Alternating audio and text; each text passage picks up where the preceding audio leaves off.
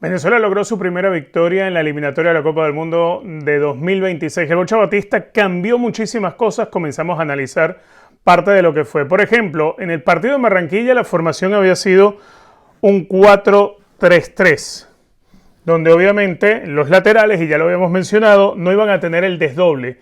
Para aquel partido jugaron Luis Mago por izquierda y Alexander González por derecha. González con la misión de tapar a Luis Díaz, y Luis Mago durante el primer tiempo con la misión de tapar a Juan Guillermo Cuadrado. ¿Por qué cambia tan radical para el partido frente a Paraguay, donde hay hasta 4 cambios? Estamos hablando de un poquito menos de la mitad del once titular.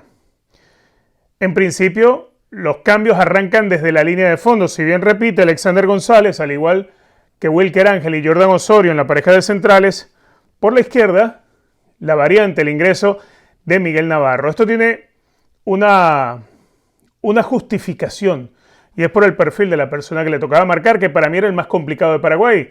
De hecho, Miguel Almirón creo que fue bien controlado por Miguel Navarro. En la mitad de la cancha se pasó de tener 3 hombres en la mitad de la cancha, donde actuaba un volante 5, Tomás Rincón, y acompañado por 2 interiores, el Brujo Martínez por derecha y por izquierda Yangel Herrera.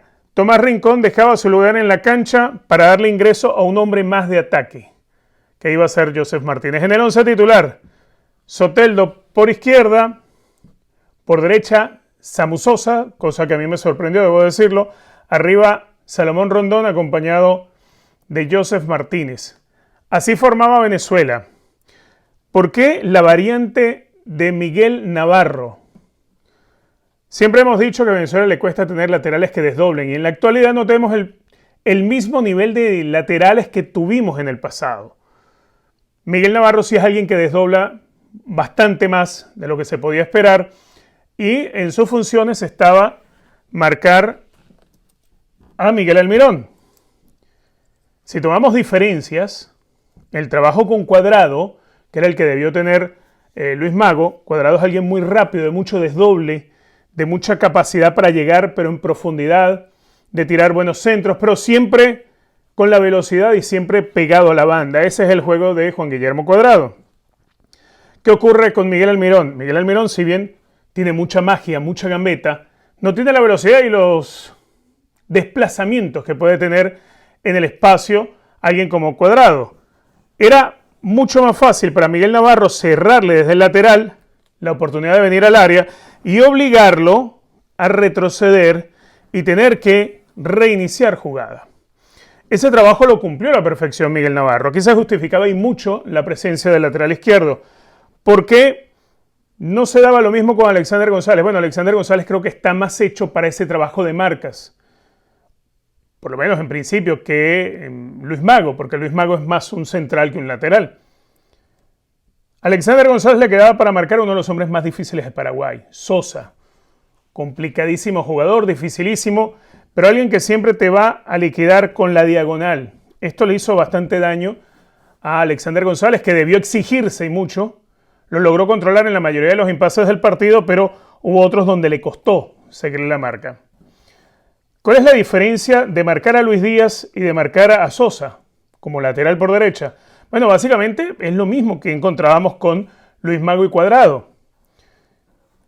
El hecho de que Luis Díaz es alguien que te va a tener mucha profundidad, y aquí lo puede maniatar y perseguir bien Alexander González. Con Sosa, la marcada diagonal era uno de los elementos que le complicó la vida por varios ratos a Alexander González y lo obligó a forzarlo la manera de tratar de salir del área o tratar de asociarse por adentro.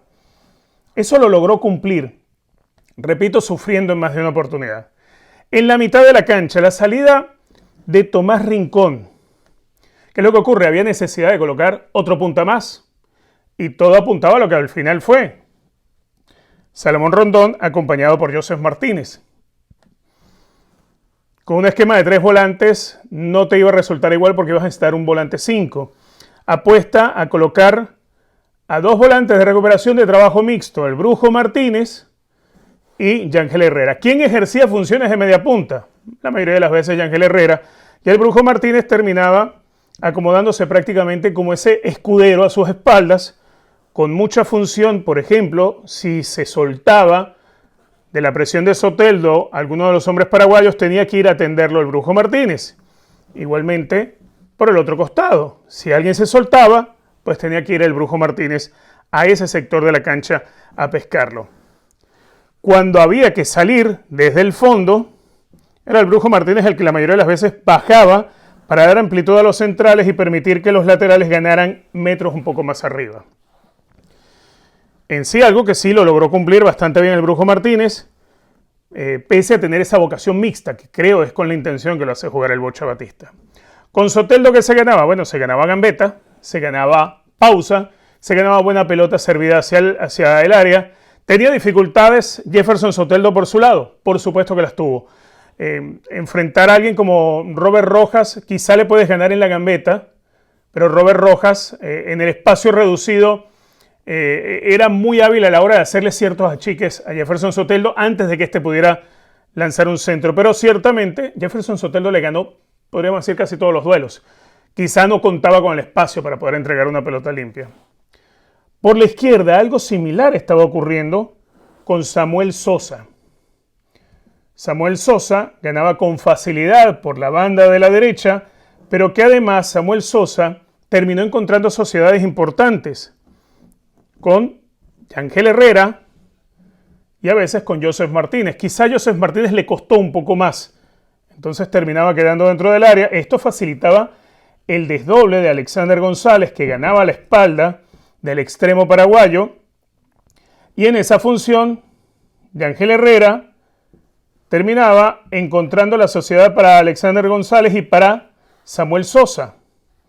Este era el triángulo que se terminaba formando. En algunas oportunidades pasaba por el frente Alexander González y Samuel Sosa salió un poco más a los lados, pero siempre terminaba siendo este el triángulo. Yangel, Sosa y Alexander González. ¿Cuándo desdoblaba Alexander González? Cuando no lo podía hacer, pues era obviamente imposible. ¿Qué cambió para el segundo tiempo? ¿Por qué Paraguay logró complicar tanto a Venezuela en la etapa de complemento? Para el arranque del segundo tiempo hace algo interesante el mellizo Barros Esqueloto. Sustituye a Ortiz por Sánchez. Richard Sánchez ingresa en el partido. ¿Qué es lo que ocurre? Bueno, de esos dos interiores que ayer hablábamos eran mixtos de la selección paraguaya, estaba fallando y mucho Ortiz. Con Sánchez se logra mejorar. Y así como Venezuela armaba triángulos, los empezó a armar Paraguay. ¿Qué terminaba ganando? Bueno, mayor presencia en terreno venezolano, forzando duelos individuales donde el achique correspondía al hombre que venía por el centro.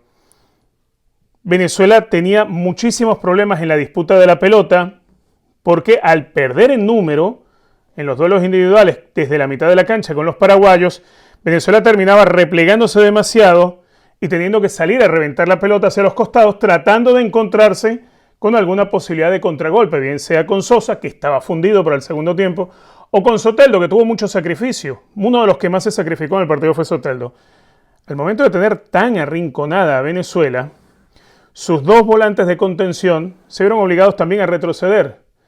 Los rechazos de Venezuela ante un equipo que terminaba quedando muy abierto y muy alejado, muy partido, desde los hombres que conformaban el ataque, Sosa, a los que trataban de salir con esas pelotas desde el rechazo del área, siempre van a encontrar con facilidad y con ventaja el movimiento del volante 5 paraguayo.